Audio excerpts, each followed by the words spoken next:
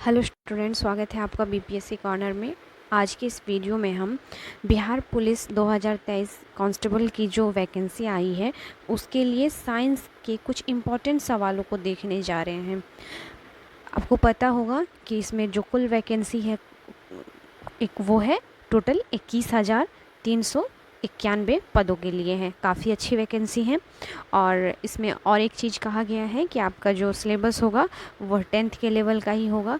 तो इसमें कुछ वैसे ही क्वेश्चंस को मैंने इंक्लूड किया है जो आपके सिलेबस को या सिलेबस के अकॉर्डिंग सवाल जो बनेंगे उन्हीं सवालों को इस वीडियो में कराया गया है। फ्रेंड्स, अगर आप मेरे वीडियो पे नए आए हों या मेरे चैनल पर नए विज़िट कर रहे हों तो प्लीज़ मुझे सपोर्ट करने के लिए सब्सक्राइब कर लीजिए और वीडियोस अच्छे लगे तो प्लीज़ शेयर करा कीजिए। देखते हैं आज के सवालों को। और आज का पहला सवाल है, किस रक्त वर्ग के व्यक्ति सर्वदाता या यूनिवर्सल डोनर कहलाते हैं? ऑप्शंस हैं ए बी, ए सी है ओ या डी बी। तो जो हम यूनिवर्सल डोनर कहते हैं तो ऑप्शन हो जाएगा ऑप्शन सी ओ को। जो व्यक्ति ओ ब्लड ग्रुप का होता है उसे हम यूनिवर्सल डोनर कहते हैं।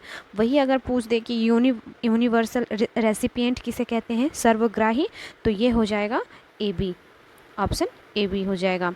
लेकिन हमारा क्वेश्चन है सर्वदाता पूछ रहा है, यूनिवर्सल डोनर, तो ये हो जाएगा ऑप्शन सी ओ। नेक्स्ट देख लीजिए अगले सवाल को। अगला सवाल है, कैल्सीफेरॉल रासायनिक यौगिक का सामान्य नाम है। तो जो कैल्सीफेरॉल रासायनिक यौगिक का सामान्य नाम है वह हो जाएगा ऑप्शन बी, विटामिन डी का यह रासायनिक नाम है। नेक्स्ट देख लीजिए अगले सवाल को। अगला सवाल है, एड्स का पूर्ण रूप क्या है? तो जो एड्स का पूर्ण रूप हो जाएगा वह हो जाएगा acquired immune deficiency syndrome. Option C इसका राइट आंसर हो जाएगा। फ्रेंड्स, जो क्वेश्चंस के लेवल हैं बिल्कुल आपके सिलेबस को मेंटेन करता है, इसलिए आप ज़रूर से ये सेट प्रैक्टिस कीजिए और बताइए कमेंट करके कि आपको ये कैसे लगे। अगला सवाल है, दूध के फटने पर कौन सा एसिड उत्पन्न होता है? तो इसका राइट आंसर हो जाएगा ऑप्शन सी, लैक्टिक एसिड। दूध के फटने या खट्टा होने पर उसमें लैक्टिक एसिड उत्पन्न होता है। ऑप्शन सी इसका राइट आंसर हो जाएगा। नेक्स्ट देख लेते हैं अगले सवाल को। संतरे किसके प्रबल स्रोत हैं? तो जो संतरा है वह प्रबल स्रोत है विटामिन का। ऑप्शन डी इसका राइट आंसर हो जाएगा। और पूछ ले कि कौन सी विटामिन का हो जाएगा, तो जो विटामिन सी है उसका यह प्रबल स्रोत है, क्योंकि खट्टे फलों में जो होता है वह विटामिन सी का प्रबल स्रोत होता है। और इसके अतिरिक्त खट्टे रसदार फलों में potassium, calcium, vitamin A, B6 आदि पोषक तत्व भी होते हैं। तो याद रखना है जो संतरा है वह विटामिन सी का प्रबल स्रोत है। नेक्स्ट देख लीजिए अगले सवाल को। अगला सवाल है, इनमें कौन सा मच्छरों से होने वाला रोग नहीं है? जो नहीं पूछ रहा है कि कौन सा रोग मच्छरों से होने वाला रोग नहीं है, तो इसका राइट आंसर हो जाएगा ऑप्शन डी, घेंघा। जो घेंघा होता है वह आयोडीन की कमी से होता है, वह आयोडीन की कमी से होने वाला रोग है। और जो अन्य तीन जो ऑप्शंस हैं वह मच्छर से फैलता है। नेक्स्ट देख लीजिए अगले सवाल को। अगला सवाल है, पालक के पत्ते किसके प्रबल स्रोत हैं? तो जो पालक के पत्ते हैं वह आयरन के प्रबल स्रोत हैं। ऑप्शन बी इसका राइट आंसर हो जाएगा। और अगर पालक में पूछे कि क्या पाया जाता है, तो पालक के पत्ते में आयरन, मैग्नीज एवं जिंक, मैग्नीशियम के जो है होता है काफ़ी अत्यधिक मात्रा में पाया जाता है। और इनके अलावा vitamin A, C, B2, B6 के आदि भी पर्याप्त मात्रा में पाई जाती हैं। और अगर पूछ दे कि आयरन की कमी से होने वाला रोग, यह भी सवाल बनता है, तो याद रखना है आपको जो एनीमिया होता है वह आयरन की कमी से होता है। नेक्स्ट देख लीजिए अगले सवाल को। अगला सवाल है, दंत क्षय का कारण है? तो दंत क्षय का कारण है बैक्टीरिया जनित संक्रमण। ऑप्शन सी इसका राइट आंसर हो जाएगा। दंत क्षय का मुख्य कारण बैक्टीरिया जनित संक्रमण होता है। और इसके अतिरिक्त लगातार जंक फूड एवं शुगर युक्त पेय लेने से दांतों की सही तरीके से सफाई ना करने से भी दांत क्षय होता है। नेक्स्ट देखते हैं अगले सवाल को। एंटीटॉक्सिन का इंजेक्शन किसकी रोकथाम के लिए दिया जाता है? तो एंटीटॉक्सिन का इंजेक्शन हमें टिटनस के रोकथाम के लिए दिया जाता है। ऑप्शन ए इसका राइट आंसर हो जाएगा। अगला सवाल है, अल्बर्ट आइंस्टाइन थे एक प्रसिद्ध, तो क्या थे ये? तो ये भौतिक शास्त्री थे। ऑप्शन सी इसका राइट आंसर हो जाएगा। अल्बर्ट आइंस्टाइन जो थे एक प्रसिद्ध भौतिक शास्त्री थे और उन्हें प्रकाश वैद्युत प्रभाव की सिद्धांत की खोज के लिए 1921 ईस्वी में भौतिकी का नोबेल पुरस्कार दिया गया था। नेक्स्ट देख लीजिए अगले सवाल को। अगला सवाल है, टेलीफोन का आविष्कार किसने किया? तो टेलीफोन का जो आविष्कार किया गया था वह किया गया था अलेक्जेंडर ग्राहम बेल के द्वारा। और यह कब किया गया था? तो यह किया गया था 1876 ईस्वी को। नेक्स्ट देख लीजिए अगले सवाल को। अगला सवाल है, भाप के इंजन का आविष्कार किया गया। तो भाप के इंजन का जो आविष्कार किया गया था, ऑप्शंस को अगर देखेंगे तो जेम्स वाट के द्वारा भी और जो है बी न्यूकमेन इनके द्वारा भी। तो आंसर तो आपका ऑप्शन ऐसा नहीं है, अगर ई होता तो इनमें से कोई नहीं होता या इनमें से एक से अधिक होता। तो याद रखना है आपको, भाप के इंजन का आविष्कार जेम्स वाट तथा न्यूकमेन दोनों के द्वारा किया गया था। अगले सवाल को देखना है, जब किसी माध्यम का ताप बढ़ता है तो उस माध्यम में प्रकाश का वेग, तो इसका राइट आंसर हो जाएगा ऑप्शन ए बढ़ जाता है। ऑप्शन ए बढ़ जाता है। माध्यम का ताप बढ़ने से माध्यम का जो घनत्व होता है वह घट जाता है, जिससे उसका अपवर्तनांक कम होता है और तदनुसार ताप में वृद्धि होने पर उस माध्यम में प्रकाश का वेग बढ़ जाता है। याद रखिएगा, काफ़ी इंपॉर्टेंट क्वेश्चंस हैं ये सब, और कुछ ऐसे ही क्वेश्चंस आपके सिलेबस के अकॉर्डिंग पूछा जाएगा आपके एग्ज़ाम में। नेक्स्ट हमारा है सवाल, मुख्यतः निम्न गैस ग्लोबल वार्मिंग के लिए जिम्मेदार है। तो जो मुख्यतः गैस ग्लोबल वार्मिंग के लिए जिम्मेदार है वह हो जाएगा कार्बन डाइऑक्साइड। ऑप्शन ए इसका राइट आंसर हो जाएगा। अगर और गैसों की बात करें कि उत्तरदायी गैस कौन कौन से हैं, तो जलवाष्प सबसे पहले आएगा। जलवाष्प, कार्बन डाइऑक्साइड, मीथेन, ओजोन इत्यादि जो है ग्लोबल वार्मिंग के लिए जिम्मेदार है ये गैसें। नेक्स्ट देख लीजिए अगले सवाल को, निम्न में से किसमें अपरंपरागत ऊर्जा स्रोत का उपयोग होता है? किसमें अपरंपरागत ऊर्जा स्रोत का उपयोग होता है? तो इसका राइट आंसर हो जाएगा सौर लालटेन में।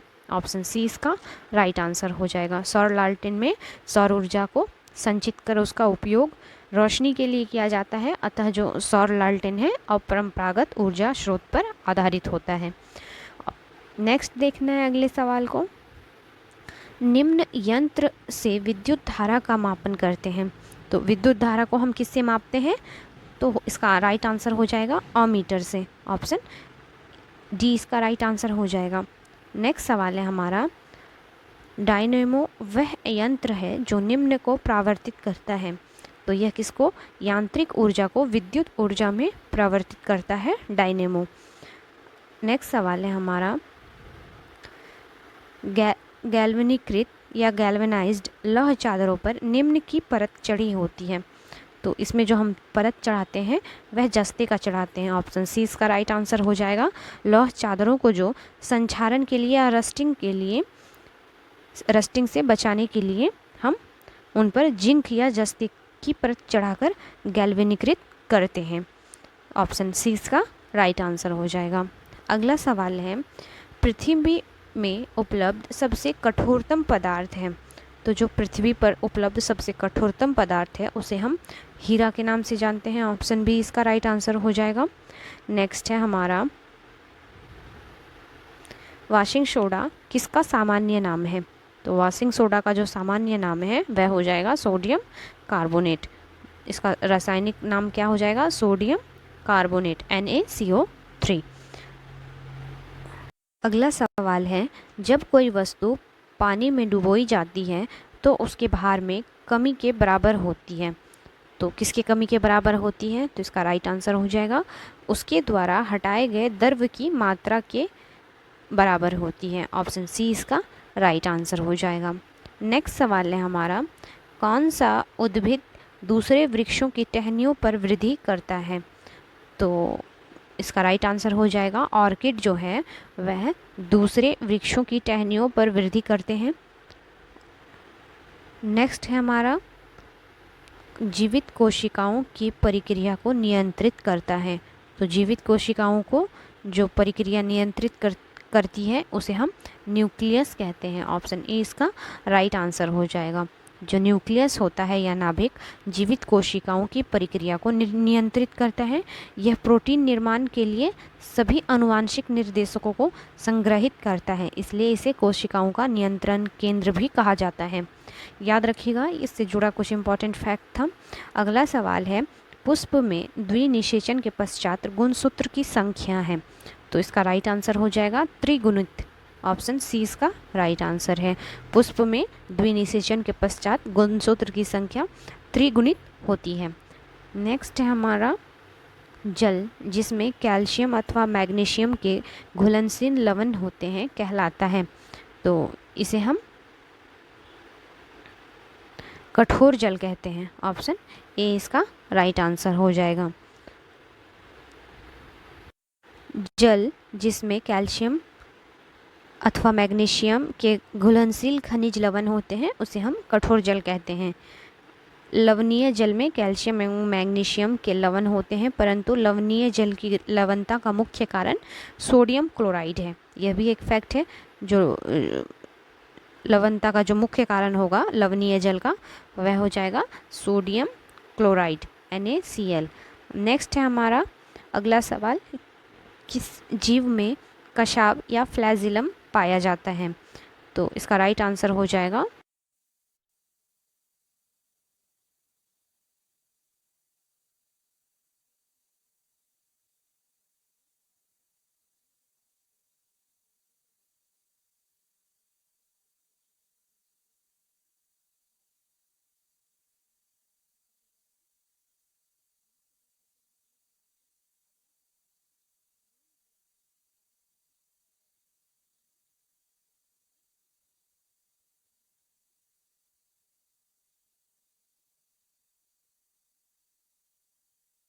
का राइट आंसर हो जाएगा ऑप्शन सी स्वीट पोटैटो में। मूल द्वारा वानस्पतिक प्रवर्धन जो होता है वह स्वीट पोटैटो में होता है। नेक्स्ट हमारा सवाल है, कौन सा अंग पाचित भोजन में विषालु पदार्थों का अवशोषण करता है। तो जो विषालु पदार्थों का अवशोषण करता है वह हो जाएगा option D liver. Option D liver. Liver जो होता है पाचित भोजन में विषालु पदार्थों का अवशोषण करता है, और जो हेपेटाइटिस बीमारी होती है वह लीवर से ही संबंधित होती है। नेक्स्ट देख लेते हैं अगले सवाल को। अगला सवाल है, रासायनिक तत्वों के दूसरे तत्वों से योग करने की क्षमता का पता लगाया जाता है। तो यह पता लगाया जाता है संयोजकता से। ऑप्शन डी इसका राइट आंसर हो जाएगा। रासायनिक तत्वों के दूसरों तत्वों से योग करने की क्षमता का पता लगाया जाता है संयोजकता से। नेक्स्ट हमारा सवाल, रक्त का कौन सा घटक शरीर के अंगों को ऑक्सीजन पहुंचाता है। तो यह पहुंचाता है RBC। ऑप्शन डी इसका राइट आंसर हो जाएगा। जो रेड ब्लड सेल्स होते हैं, रक्त कणिकाएं शरीर के अंगों को ऑक्सीजन पहुंचाती है। यह फेफड़ों से शरीर के ऊतकों तक हीमोग्लोबिन के माध्यम से ऑक्सीजन का परिवहन करती है। नेक्स्ट देख लीजिए अगले सवाल को, वायुजीवी श्वसन के दौरान किसका पूर्ण ऑक्सीकरण होता है। तो यह इसका राइट आंसर हो जाएगा ग्लूकोज का। ऑप्शन डी, वायुजीवी श्वसन के दौरान ग्लूकोज का पूर्ण ऑक्सीकरण होता है। श्वसन को मंद दहन भी कहा जाता है। नेक्स्ट सवाल है हमारा, कौन सी भौतिक मात्रा जड़त्व का मापन है। तो इसका राइट आंसर हो जाएगा ऑप्शन बी द्रव्यमान। जो द्रव्यमान है भौतिक मात्रा का जड़त्व का मापन है। ऑप्शन बी इसका राइट आंसर हो जाएगा। अगला सवाल है, बांध के जल में कौन सी ऊर्जा संग्रहित है। तो बांध के जल में जो ऊर्जा संग्रहित होती है उसे हम स्थितिज ऊर्जा के नाम से जानते हैं, पोटेंशियल एनर्जी के रूप में जानते हैं, और इसी स्थितिज ऊर्जा का उपयोग कर विद्युत उत्पादन किया जाता है। अगला सवाल है हमारा, सूर्य से आती हुई परावैंगनिक किरणों से हमें कौन बचाती है। तो हमें कौन बचाता है, तो ओजोन 3, ओजोन बचाता है O3। ऑप्शन बी इसका राइट आंसर हो जाएगा, क्योंकि सूर्य से आती हुई परावैंगनी किरणों से हमें ओजोन गैस बचाती है। ओजोन गैस को ही O3 के नाम से जानते हैं, और यह गैस ओजोन परत के रूप में समताप मंडल में उपस्थित होती है, समताप मंडल में अवस्थित होती है। यह रहे फ्रेंड्स साइंस के कुछ इंपॉर्टेंट क्वेश्चंस आपको कैसे लगे प्लीज़ अपना फीडबैक दिया कीजिए, और अगर वीडियो अच्छा लगे तो प्लीज़ मुझे सपोर्ट करने के लिए चैनल को सब्सक्राइब कर लीजिए और शेयर कर दीजिए, ताकि अगर आप लोग फीडबैक दोगे तो मैं जल्द ही इसका पार्ट 2 वीडियो लेके आऊँगी। मिलते हैं नेक्स्ट वीडियो में, तब तक के लिए थैंक यू।